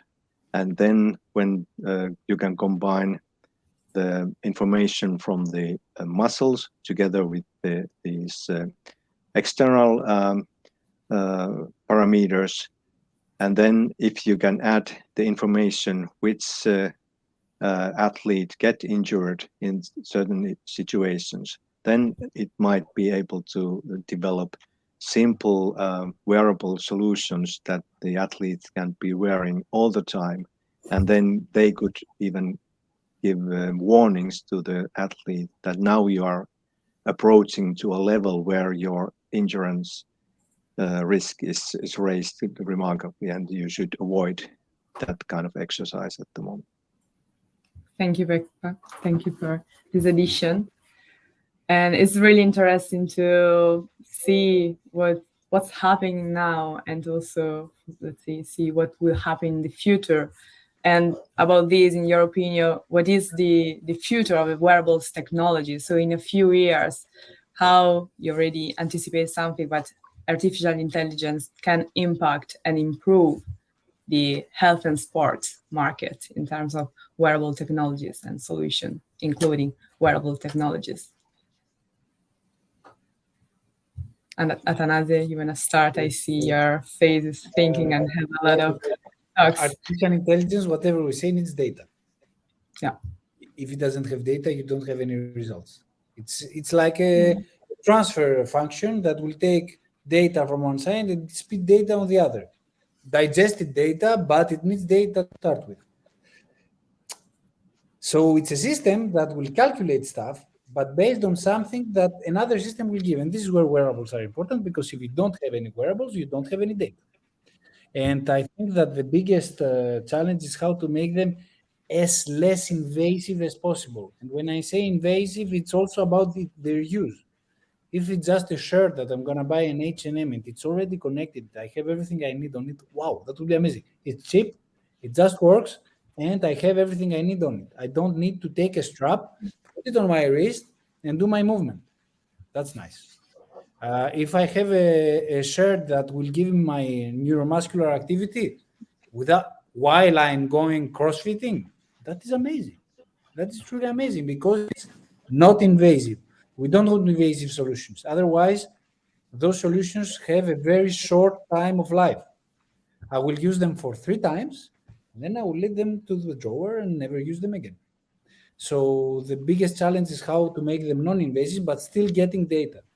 That's why I'm saying that IM use is a good thing, is a great thing. It already solves lots of problems, but maybe it needs to be updated with more data, video, neuromuscular activity, as Pekka said, insoles, GPS. I mean, a lot of data that will be digested by a big machine, and at the end having a result that is available on my smartwatch, because from time to time I just want to see how it goes.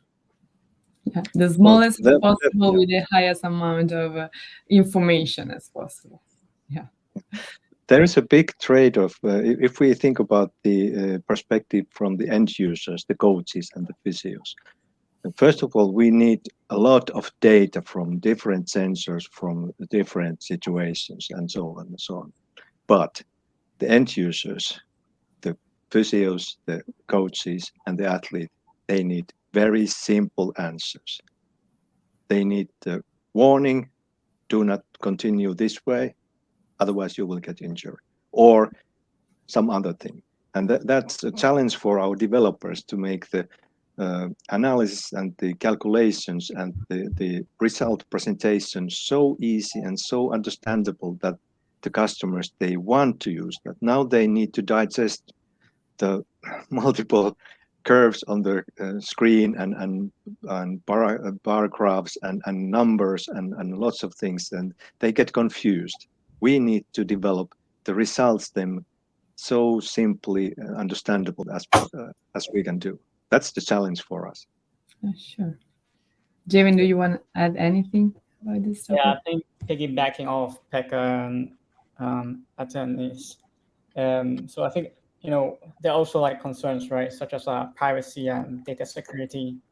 As mentioned, AI-powered wearables will collect vast amount of data, and these are like highly sensitive data, right? Yeah, and like the risk of data breaches and unauthorized access is definitely a significant concern. And then we can also go into like a similar topic of, let's say, like ethics and consent, right? So like, is the device just like constantly monitoring you, like constantly analyzing, about you? Like, it's kind of like violating your personal space, and you might not even like know about it. So ethics and consent, I think, can also be a major challenge. And I think an interesting one is dependence and autonomy, right? Like, eventually you'd be so dependent on the AI, and then like, do you still even know how to, like, I don't know, do like addition or multiplication in the future, right? Just ask the AI to do everything. Yeah, it's fascinating on one side, and like, I wouldn't say scary, but it's a tool, a really powerful tool that we have to learn how to use it right. And also, as a consequence of this, we are talking about this. So, but about the future of physiotherapists and trainers. So how do you see them? Will be data scientists, engineers will take over the medical side, let's say, and ChatGPT, for instance, can tell the patient what it needs, or the, let's say, human factor will still really, really relevant. What is your vision about this? I will give you my vision, because what we see at Kinvent is that we work a lot with professionals, and we also see the other side, which is patients and athletes. And the patient always trusts his practitioner and not the machine. And that's why,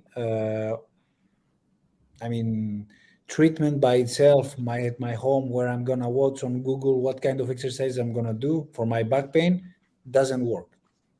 Lots of people are going to search, but they're not going to be healed by what they are going to see. So practitioners are tremendous. Without them, there is no treatment. So whatever the technical skills we put behind that, it always needs an expert. And this expert is not a machine, because anyhow, the machine knows how to interpolate. When it's about extrapolating, because it's a very specific case of a guy having a back pain because he did a lot of rowing on his right side when he was young, like me, then most probably, like ChatGPT, it will invent something which is going to be completely nonsense. So that's why the human factor is so important. Okay.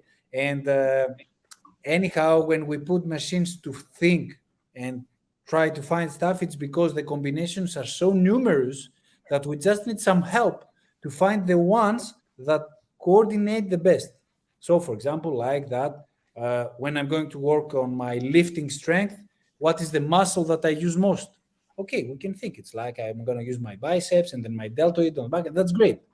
But maybe if there are 100 muscles on the same used in the same movement, then this is where a machine can help us narrow them down.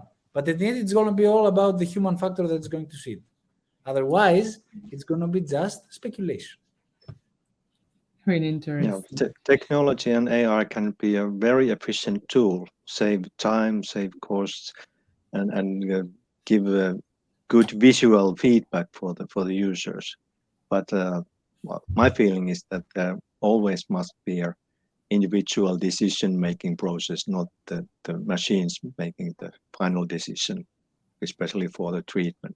But otherwise, there are more simple use cases, like when you are regularly training for your quadriceps muscle after a knee injury, for example. Then you can use the like our shorts to measure the neuromuscular side, and you can watch your mobile app and see the feedback on that, like a biofeedback training. Then in that case, it's the user can make their decisions, but we need to be then very precise and very careful what kind of information we give them. Absolutely. Technology supporting, artificial intelligence supporting, but then with the supervision of humans. Okay.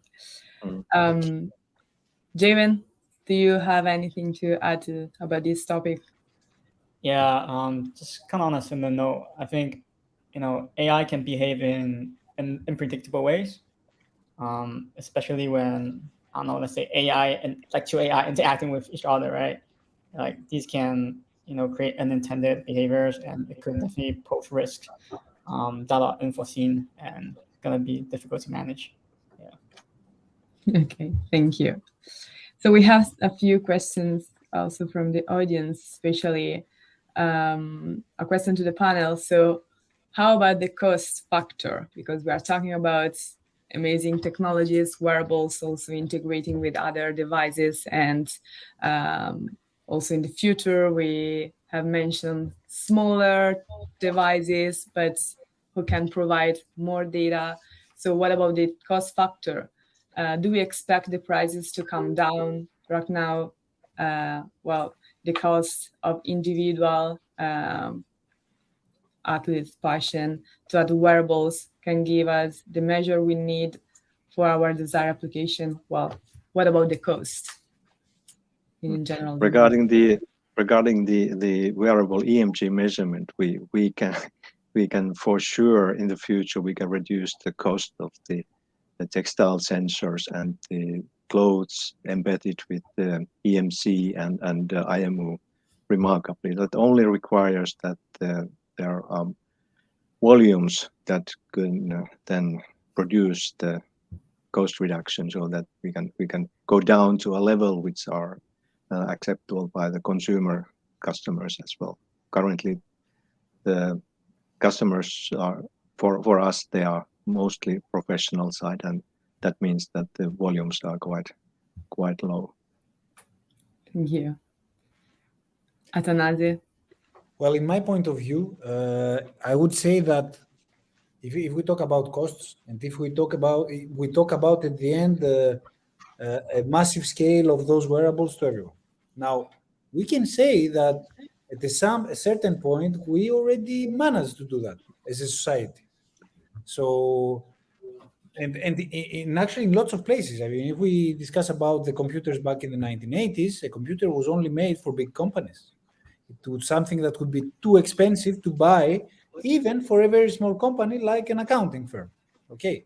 And then it became available for an accounting firm. And then it became available for us at home. And now, for even 150 euros, we can get something like this. It was my cell phone. I just showed you from the other side, because it's an iPhone, so it's by 150. Fine. So in terms of cost, I think it's like a steady process, like everything, going downwards.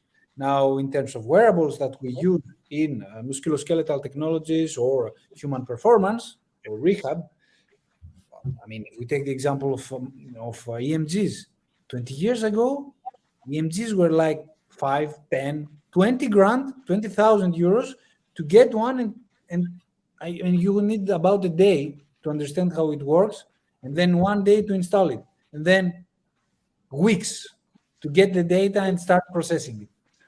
Today, it's sometimes less than 1,000 euros. So for professionals, it's already became available. And now in terms of use for everyone at home, which is, I think, the next big topic, we are getting there. It depends. Every technology becomes cheaper and cheaper, and I think that more and more of them are getting into homes. So I think we are in a good line. Now the question is, when do you feel it's cheap enough? And I don't have the answer for that. Thank you. Jevin, do you have an Yeah, thought? I think it's like a very individual case depending on the technology. For example, you take into account of research and development, like cost of data management, and who knows, let's say you come up with something that's completely different than anything that we've seen before. And also, you don't always need to get the latest and greatest technology to begin development. Like you can just start building and just upgrade as you see fit. Yeah. Okay, thank you. So to wrap up, I have a question for all of you. So let's imagine to have this conference in 2 years. And what do you think will be the main topic and how can you contribute on it? Pekka, you want to start?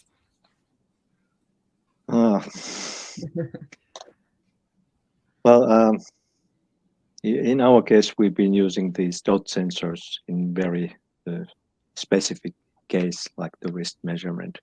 But we, as I mentioned in my presentation, we see a clear future for multiple sensor systems measuring multiple parameters from the human body. But it's important to combine and integrate different data from different sensors together to give very simple and clearly understandable feedback to the user. That drives every development. So the customers, when they ask something, we need to respond to their requests and not developing something only by the like the engineers usually do. They want to develop more and more, but the customers are wanting simple and simple things. So Thank you. Thank you for this webinar and this occasion. I hope that we can continue this work. Of course. Thank you for joining. I really appreciate it. Thank you. Athanasi, what's your In my answer? opinion, it's going to be what Pekka said, applied on home fitness, home physical activity, and home rehab. Because that's the main key points that we need to work on as engineers with healthcare technologies in the future.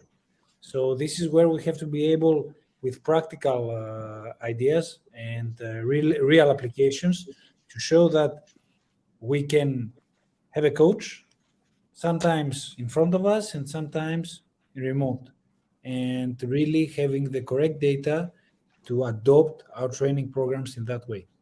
Okay, and maybe with a bit of machine learning. Machine learning is nice.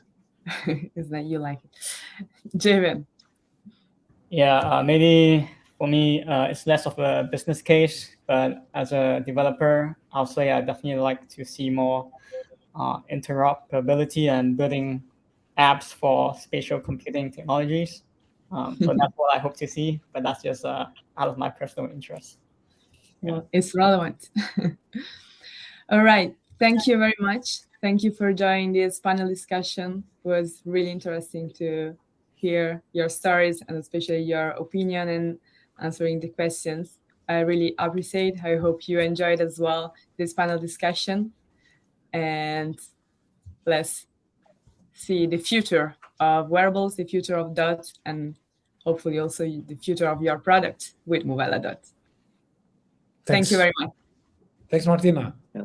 Thank you, Pekka. Nice to meet you all. Nice to meet you all. Thank you. We are right at the end of the Movella DOT Developer Conference. It was really exciting and amazing to host this 2 days conference. Thank you everybody to join the conference from all around the world. we still have a few technical questions in the chat. So to just quickly answer some of your questions. For instance, Giuseppe asked if data coming from data read via Bluetooth or via SDK, if there are any difference, but there is no difference. So DOT works with Bluetooth communication protocol, and data sent from the sensor to the host device, that can be a iPhone, a mobile phone, a tablet, or a laptop, receive the data in the same way if you use the XS.dot app, Movella DOT app, or Movella SDK. So no difference in terms of data. And in general, the SDK provides all the functions in different programming languages, as mentioned, iOS, Android, and also PC SDK, including Python and different C++, different programming languages to implement your solution.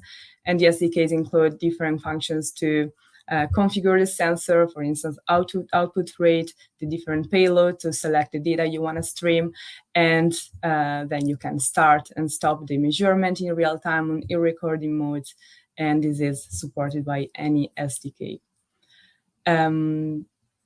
For synchronization, I have a question about synchronization. So it's possible, of course, to synchronize data coming from different dots. So you can align the timestamp among all the dots. We don't provide a function to synchronize with the external device, but as you seen, a lot of our users and customers use dot data in simultaneously with other devices, and they synchronize with their algorithms the data. And well, just a quick check of the question tab. I think I answered most of the technical questions. For any other questions, we will make sure to put you in contact with the speakers or panelists, or we will directly answer your question. Thank you very much again. It was a pleasure to host this conference, and see you to the next conference. Bye, everybody.